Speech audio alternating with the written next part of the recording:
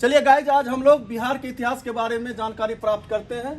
पहले इसको 4 खंडों में विभक्त कर लेते हैं: प्राचीन बिहार, मध्यकालीन बिहार, आधुनिक बिहार और समकालीन बिहार।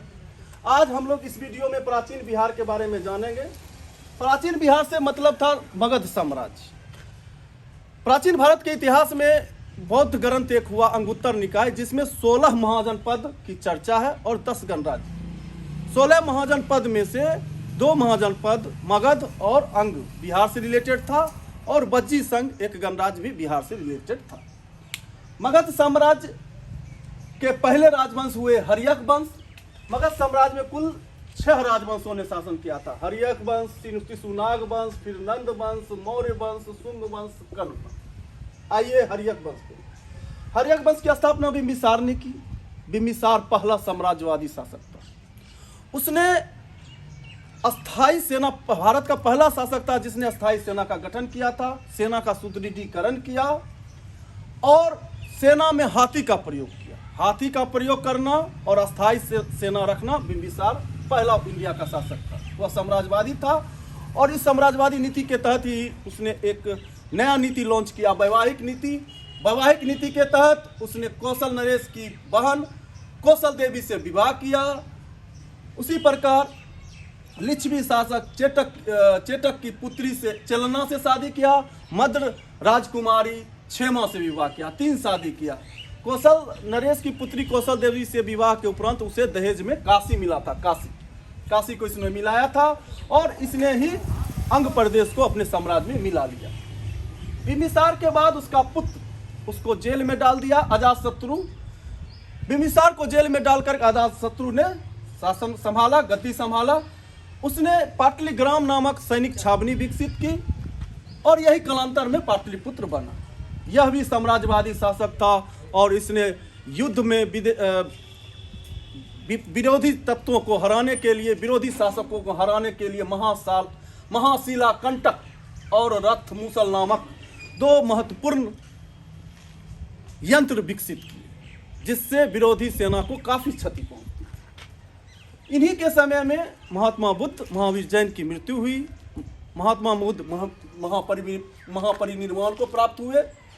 बुद्ध के अवशेष को लेकर के राजगीर में इन्होंने ही, अजातशत्रु ने ही बौद्ध स्तूप का निर्माण कराया और प्रथम बौद्ध संगति अजातशत्रु के समय में ही हुआ। कहाँ? तो राजगीर के सप्तपर्णी गुफा में। राजगिरी के सप्तपर्णी गुफा में प्रथम बौद्ध संगति अजातशत्रु के समय में हुआ। अजातशत्रु के बाद उदयन ने गद्दी संभाला। जिस प्रकार उसने अपने पिता को जेल में डाला, उदयन ने अपने पिता अजातशत्रु की हत्या कर दी, इसलिए इसे पितृहंता कहा जाता है। उदयन को पितृहंता कहा जाता है।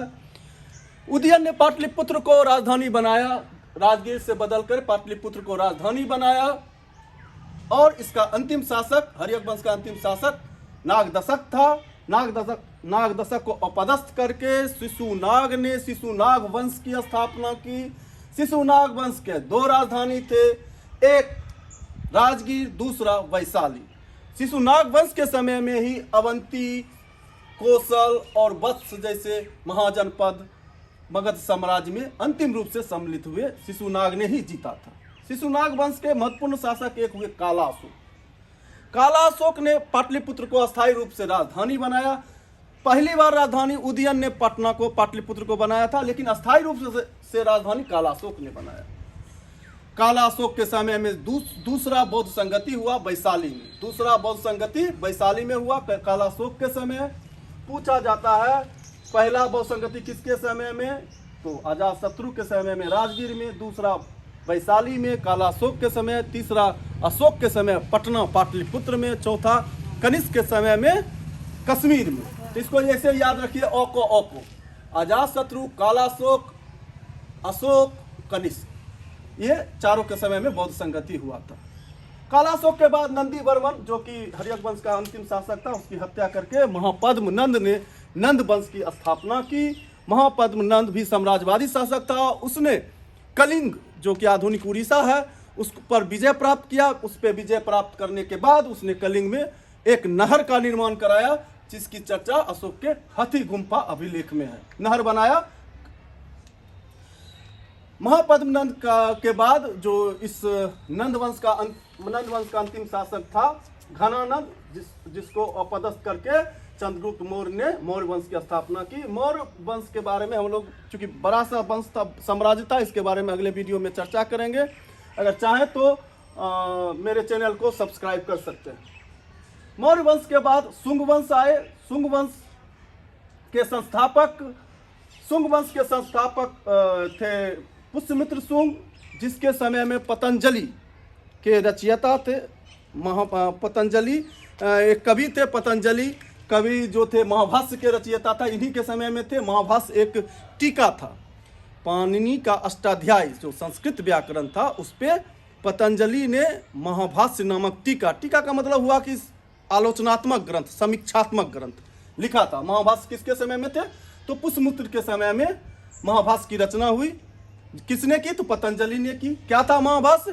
तो अष्टाध्यायी जो पाणिनि के संस्कृत व्याकरण थे, उसका टीका था, उसका आलोचनात्मक ग्रंथ था। शुंग वंश के अंतिम शासक देवभूति की हत्या करके वासुदेव ने कण्व वंश की स्थापना की। वासुदेव कण्व वंश के समय में पूरा मगध साम्राज्य मात्र पाटलिपुत्रा तक सीमित हो गया था। सिर्फ पटना को ही मगध साम्राज्य कहा जाता था, छोटा हो गया था। और इसके कण्व वंश के अंतिम शासक कौन थे? तो सुशर्मा थे। सुशर्मा की हत्या करके उस पर सुशर्मा के समय में साउथ इंडिया का एक वंश था आंध्र सातवाहन, उसने अटैक किया और मगध साम्राज्य को समाप्त कर दिया। अंतिम शासक मगध का हुआ सुशर्मा। तो चलिए इतना ही, धन्यवाद।